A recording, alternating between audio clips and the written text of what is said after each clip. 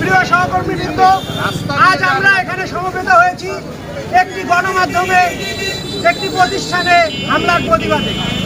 গত 19 August Kaler Kantho, news 24, Bangladesh প্রতিদিন, capital FM ও daily সানের অফিসে যে ন্যাক্কারজনক হামলা সন্ত্রাসীরা করেছে তার আমরা তীব্র নিন্দা ও প্রতিবাদ জানাই।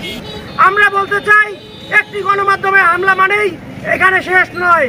এই হামলা বলে দিচ্ছে যে অন্যান্য গণমাধ্যমের উপর আঘাত আনতে পারে। এর আগে সময় টেলিভিশনে হামলা হয়েছে। গণমাধ্যম কারো দাবি করে না, গণমাধ্যম সত্য প্রকাশ করে। আর এই সত্যের উপর যখন হামলা আসে তখন আমরাকে এটা স্বৈরাচারী মনোভাব ছাড়া কিছু বলতে পারি না। সুতরাং আমি আবারও তীব্র নিন্দা ও প্রতিবাদ জানিয়ে এই হামলার দ্রুত বিচার দাবি করি। গতকাল আমাদের মূল কার্যালয়ে মানববন্ধন করা হয়েছে, প্রতিবাদ জানানো হয়েছে। সেখান থেকে বলা হয়েছে 48 ঘন্টার মধ্যে এই সন্ত্রাসীদের চিহ্নিত করে তাদের শাস্তির দাবির কথা। আমরা তার সাথে একাত্মতা প্রকাশ করি। একটি রাষ্ট্রের চতুর্থ স্তম্ভ হচ্ছে একটি গণমাধ্যম। আর এই গণমাধ্যমে যখন আঘাত আনা হয় তখন বুঝতে হবে তাদের অন্য একটি স্বার্থ রয়েছে।